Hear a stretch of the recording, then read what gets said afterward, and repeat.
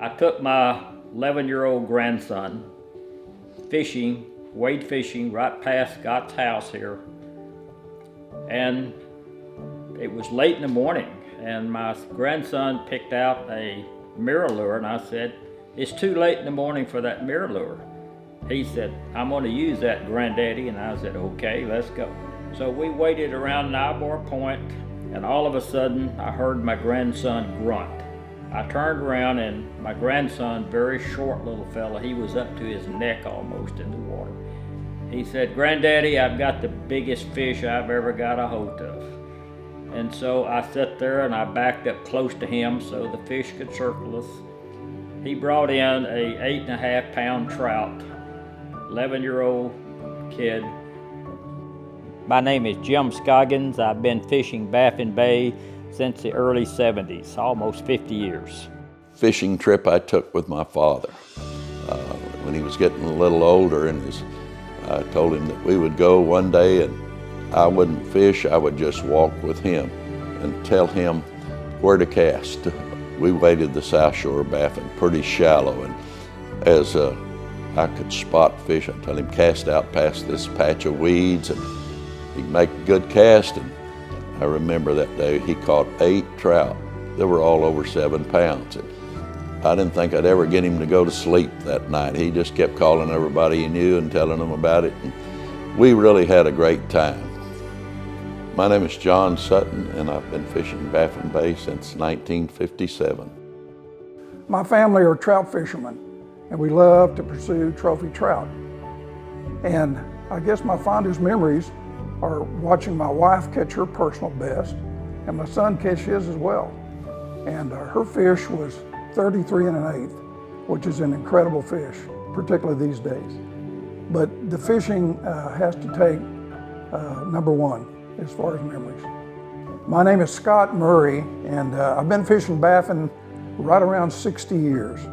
I've never seen so many black drum in my life. They were fat, they grow faster, because plenty of food, because there was not near the population in the end. My name is Richard Underbrink. I have been fishing Baffin Bay for about 58 years of my life.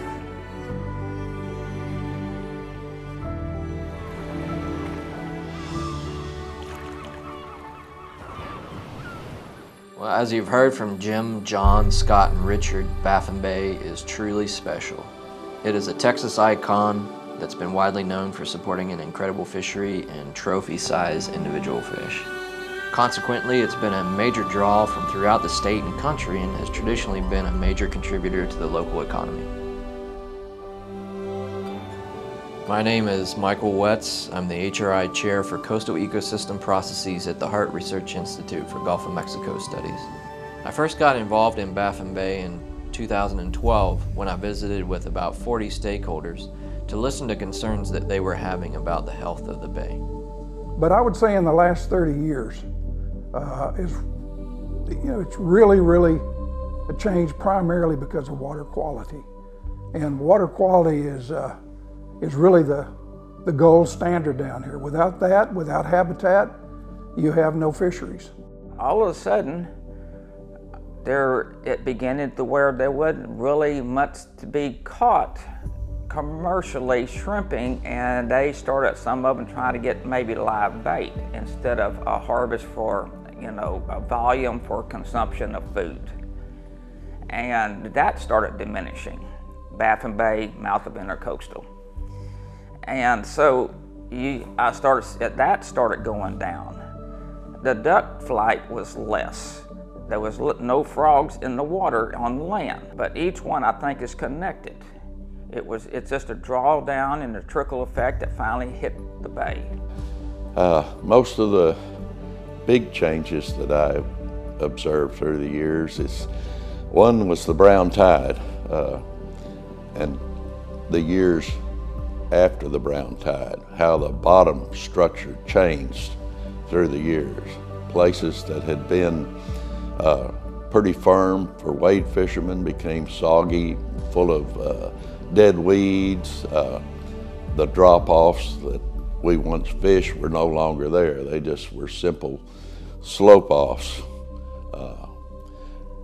The lack of shrimp was another thing that I had noticed through the years as it gradually just dropped off. And places we had fished for years where the fish stomachs, intestines were full of shrimp, mostly now we're just fin fish, smaller bait like that. This time of year where you could put a gold spoon on a 7-foot rod and put it under your boat and see that spoon 7 feet deep in the water. It was that clear. And then all of a sudden, we started seeing brown tide to where the visibility for, I think as long as 2 years at a time, the visibility would have been less than 6 inches in the water, which was the demise of a lot of our seagrass in the bay. They had observed lots of changes in the bay, but what it boiled down to was that there was a perception that Baffin Bay was not as healthy as it used to be. And that prompted us to start the Baffin Bay Volunteer Water Quality Monitoring Program to understand the water quality situation and possible causes of changes that were being observed. With the help of 17 volunteer citizen scientists, we were able to get data showing that Baffin Bay was being negatively affected by nutrient pollution, which is basically when too much nitrogen and phosphorus go into the bay, triggering algal blooms and other symptoms that can negatively affect habitat and fisheries.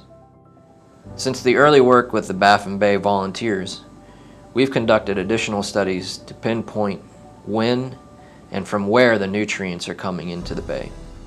Those studies show that there's a variety of sources, such as failing municipal wastewater treatment plants, household septic tanks, stormwater runoff, runoff from agricultural fields, among others.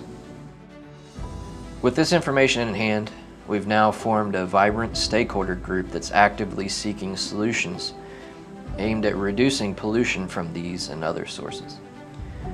This is part of a larger, longer-term initiative that's been developed by the Harte Research Institute in collaboration with the Coastal Bend Bays and Estuaries program. That initiative is called Bringing Baffin Back, and it's aimed at improving conditions both in the watershed and ultimately in the bay itself.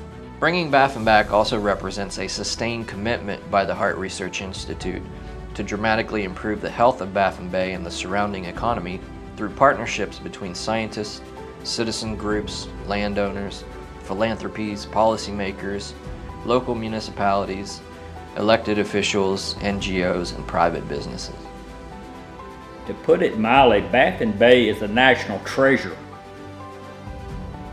It's not just a bay, it's a national treasure, and people have got to start realizing that. And my hope would be that not only fishermen, lot owners, but the surrounding businesses around the bay would start looking at the future of this national treasure instead of looking solely at maybe the bottom line for that one single year on increasing profits, because we need to preserve this national treasure that we have. I think folks who care about Baffin Bay have a real reason to be hopeful. Using findings from the Volunteer Water Quality Monitoring Program, the members of the Baffin Bay Stakeholder Group have had some real tangible successes over the past year.